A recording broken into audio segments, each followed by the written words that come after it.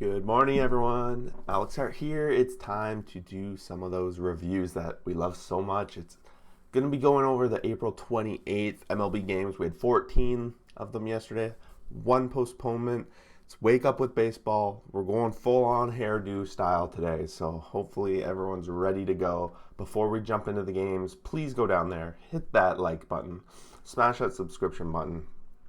It's a channel where we do power rankings, we do game reviews, all that fun stuff. So let's do it. First game of the day yesterday, Twins 10, Indians 2. And Twins needed this. Holy jumping, they need this. They came out in a big way, pitching and hitting. Byron Buxton hits his 8th home run of the season. Donaldson his 2nd. Polanco his 1st. Astudillo his 2nd. Garver hits 2, and he's up to 4. Like, holy jumping, they came out showing that they're that home run team. This is what they needed really bad. Buxton, holy crap, this guy's on fire. 5 hits in this game, one of them being that home run. 1,400 OPS. That might be very well could be tops in the league based on what I've seen over the past few days. But Buxton, he's showing that he's going to put this team on his back if he has to. On the other side, Rosario hits his 2nd home run of the season, but the Indians really get shut down. J.A. Happ, his 2nd win of the season, 7 innings pitched, 2 earned runs, and he's been really good for the Twins. He's 1.96 ERA. Allen goes 1 inning, 6 earned runs. His ERA is now up to 9, so it's a tale of 2 different starters for the Indians this season overall. Next up, Marlins 6, Brewers 2. I think that either splits this series or the Marlins won it. I can't remember if they played 3 or 4. Must have been 3 because it's only Wednesday, right? So the Marlins have... What is it? A little fly. The Marlins, 6 runs there. Aguilar hits his 5th home run of the season. Colton Wong for the Brewers hits his 2nd. This one was good. Alcantara finally gets his 1st win of the season. Love to see it. This guy's been pitching pretty good for the Marlins overall. 7 innings pitched, 200 runs. Godly for the Milwaukee. I didn't even know he was on there. I'm not going to lie. 3 innings pitched, 3 earned runs. There goes the streak. The starting pitchers are really starting to come back down to earth after that crazy streak they went on overall. With this one, I think it was just a really good showing by the Marlins. The Marlins are showing that they're a solid team. They're in that division, and like I said at the beginning of the year when I predicted, they might even be the last in that division, but they're going to be the best last place, so never count them out. Dodgers 8, Reds 0. Dodgers end that 3-game losing streak, and in a big way on get-out-of-town day. Kershaw comes through with a big win. They come up with a huge offensive output, really 6 runs in the 8th, so they were pretty close until then, but Kershaw was monster, right? Turner hits his 6th home run of the season. Kershaw went 7 innings, pitched 8 strikeouts, no earned runs. Sonny Gragg's going to get the loss on this one. Tagged with 11 strikeouts, though, and only 2 earned runs, so he's now 0-2 on the season, and they're hoping he can come back. Sergio Romano gets the 6 earned runs. Poor guy gets smashed up a little bit at the end of this game. Dodgers win this one. They needed it. Get back on track. Royals 9, Pirates 6. So the Royals win this series, and in a good way. This was another one of those early games where Kansas City, they put up a lot of runs, but the Pirates are just putting up lots of fights throughout the whole season. They're fighting every game, and they put up 6 runs. Their offense has not been bad. I'm trying to look for the right word to say, but they just haven't been bad. Overall, Kansas City had a couple guys with 3 hit nights. Perez, Solar, 2 guys there. No home runs for Kansas City. Gonzalez hits his 2nd, and Stallings hits his 1st for the Pirates. And Keller, 2.1 innings pitched, 4 earned runs. So he drops to 1-3 on the season. A little short leash. And Mike Minor, he only went 4 and 4 earned runs. So his ERA is up to 4.26. He's still getting a lot of those Ks, but hits and his walks are starting to become a problem. The bullpen comes in for Kansas City, gets the door closed. Straumont gets his 3rd Cedeva this season, striking out 2 And Kansas City, they are now 15-8. And with the way some of the teams are in their division, they're pulling away a little bit here. It's been exciting. Next up, Red Sox 1, Mets 0. What can you do? DeGrom can't do anything else other than this. We're just going to go down there. He's 2-2 on the season. He went 6 innings pitched, 1 earned run, 9 Ks. I was reading this stat here. I wrote it over here. Jacob DeGrom has pitched to a 1.99 ERA over the past 81 starts. That's 524 innings pitched. Over those, he's got a losing record. Or not him specifically, sorry. The Mets have a losing record of 38-43. If you're not winning games when DeGrom is on the mound, you're in trouble. Pivetta had a great start. 5 innings pitched, 7 Ks, no earned runs. And then they bring in their bullpen, who has been solid in closing the door. They seem to have figured out, they got their setup, they got their closer. It's getting good. Ottavino's really settling in now. Barnes picks up his 6th save of the season. He struck out the side in the 9th.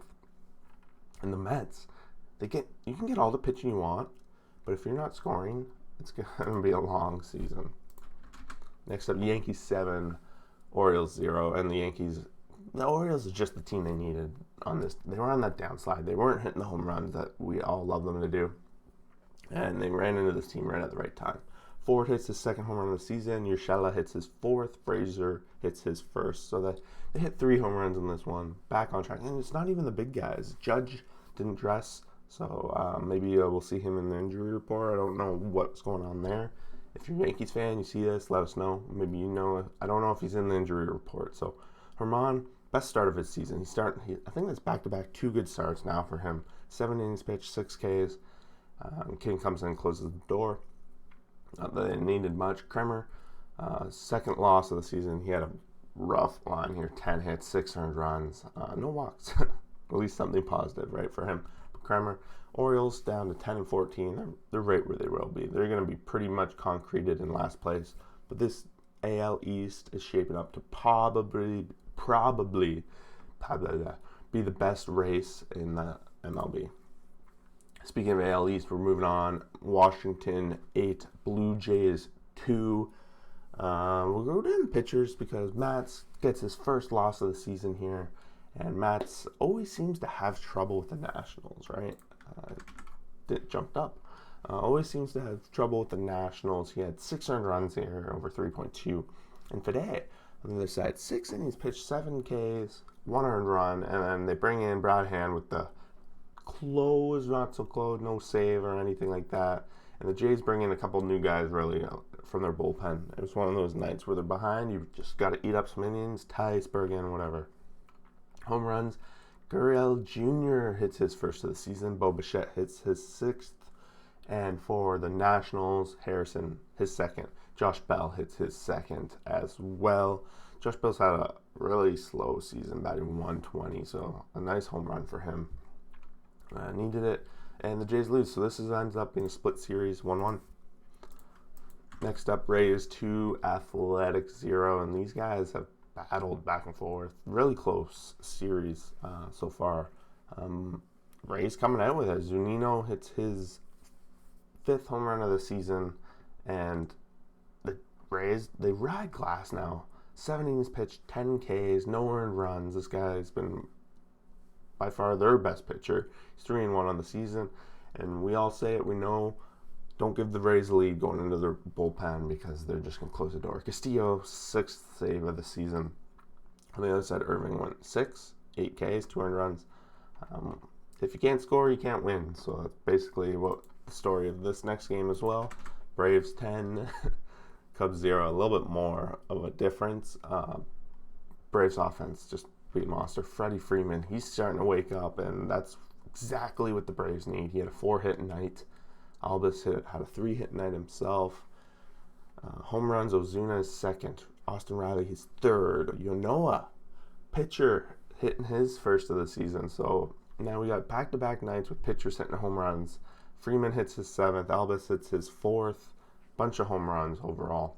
And as we know, the Cubs get shut out, which think that's now back-to-back games where we're kind of back to what the Cubs were. It's kind of weird. They're either really bad at offense or they're scoring double digits. So what's going on here? 5.19 Ks. Hendricks, 3.27 earned runs. Kyle Hendricks is just not. This has got to be his worst season start, and I don't even know. Probably ever. 7.54 ERA, and I think that's after 5, maybe 6 starts now. At least 5. Without Hendricks going, it's going to be tough. You see here in the last 2 innings, we got Rizzo was pitching. He got a strikeout, pretty awesome. I think that Sogard is a position player too, so they went 2 innings of position player baseball. Next up, Phillies 5, Cardinals 3. Phillies needed this one. Really big bounce back from their last loss. And I don't know their pitchers because this is where I get worried with Phillies, their bullpen. And I just want to show that their bullpen was huge today. So they went 3, 4, 5, 4.5 innings, half the game, 0 earned runs. They give up only a couple of hits spread out across the game. On the other side, it's a bullpen loss for the Cardinals. So this one came down to a difference of the bullpen. Vasquez went 4.1 and Alvido went 5. So just pretty good starts overall. Home run wise, we got Brad Miller hitting his 2nd of the season. And then for the Cardinals, we got O'Neill hitting his 4th. Goldschmidt, he's up to 3. He's getting going. Still batting low. Only 1 hit today. Neris picks up his 5th save. And the Phillies, both these teams are 500. They're right there. I don't even know. Both of them are in tight divisions. Both of them. It's going to be one of those. Well, only one of these teams really can make the playoffs, I think. So these games matter. We're early in the season, but they definitely matter. Next up, Angels 4, Rangers 3. And all these runs for the Angels came in that first inning. They're up 4-0, and I thought they were going to be cruising in this game, but slowly Texas got back into it by the end of the second. It's 4-3. But then there was nothing. Nothing after that. No one really had a major breakout night. Only a couple guys with 2 hits.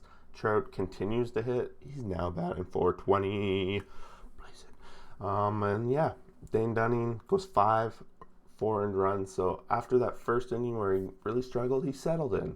He got it done. And that Alex Cobb only went 2 innings in this one with 3 earned runs. So I think the Angels just showing how desperate they are. Unless there was something there that I don't know about. Showing that they need these wins. They can't afford to blow these 4-0 leads, and that's what they were on pace to do. Iglesias gets it settled in for his 4th save of the season. No hits or anything. So Iglesias starting to settle in a little bit for them. Astros 7, Mariners 5. Big comeback for the Astros. Bottom of the 8th, they put up 4. Torrens hits his 1st of the season. Lewis hits his 2nd. Both of those are earlier in the game. No home runs for the Astros. Those were both for Mariners, sorry. But yeah, this was just a bottom of the lineup kind of rally in the 8th, and they needed it because they were up 2 and then they were down 5-2. Late game comeback. Greinke only went 4 earned runs, so not a great start for him at all. And Dunn on the other side, 3 earned runs over 5.2. He left in line with the win, but then we had that blown save in the 8th. What are you going to do? It's kind of why the Mariners are not expected to be at the top. They just don't have the depth. They don't have the bats to be consistent. Although this game isn't. That's not the problem. But yeah, they're slowly dropping to 500 here, and we kind of expect it, right? Next up, big bounce back day for the Padres, 12, Diamondbacks 2, and yeah. Just Padre, lots of runs, and their pitchers getting it done, and they really needed this after the game on yesterday that they blew. And this is the team that they need to be beating, so they get it done. Matheson for the D-backs, it's his 1st of the season. Jake Cronenworth 2nd, and Mateo 1st. So a bunch of guys, just not the guys that always hit the home runs for the Padres, but just those guys. Weathers goes 1 inning pitch, so this is bullpen day overall for the Padres. I don't know. I thought Weathers normally pitches more than 1 inning, so I don't know what happened there. But maybe I'm wrong. On the other side, Smith, 4 innings pitched, 3 earned runs. And yeah, just look at this. What do we got? 7 pitchers there, 8 pitchers. So 15 pitchers used in this game. It's a lot of pitchers. But yeah, Dodgers win. Next up, Giants 7, Rockies 3. And the Giants are on a tear. I know I can't keep them low in the power rankings anymore. They definitely have to be moving up a little more respect because they're taking care of business where business needs to be taken care of. That's for sure. I didn't watch this one too closely. It's the latest game of the night before it's all said and done. So let me know if there's anything huge to watch. There was no home runs in this game, so just it must have been a pretty good overall baseball game. Alex Wood goes 6, 2 earned runs, 9K, so awesome for him. Marquise, 4 innings pitched, 4 earned runs, and he's going to get the L. And that's it. That's the 14-game review. Lots of games. That's the thing with baseball. There's always lots of games to go through, so we got to go through them quick. Otherwise, who's going to watch this? If I talk 20 minutes about this, well, these videos do get 20 minutes, let's be honest. So let's go on to the injury report. I just saw Ryu in here, so I wanted to jump in. Ryu, right glute strain. He's on the 10-day DL now. That's not good for the Blue Jays, who's already suffering from some depth issues, definitely when it comes to pitching. They got Springer back last night, so at least that. Baez, he's opted. They're not putting him on the DL. Chisholm is going on the DL. The shortstop was removed, so he went on the DL. So that's bad news for the Marlins for sure. Soto is cleared to throw yet. Not cleared to throw yet, so it's still going to be a little bit before he's back. He's taking batting practice, so I guess if they do play an American League team, maybe he can go in there for some DH. Strasburg's still a little bit away. We got all these Dodgers ones, but we talk about them enough, so we're just going to skip over it for the most part. If you want to pause it and read it yourself, there you go. Yadier Molina, he's on the 10-day reserve list as well. Valdez and Yelich, still no news about his back. So that's pretty much it for injury report. That's it for the video. Thanks for watching, and we will see you for the next one.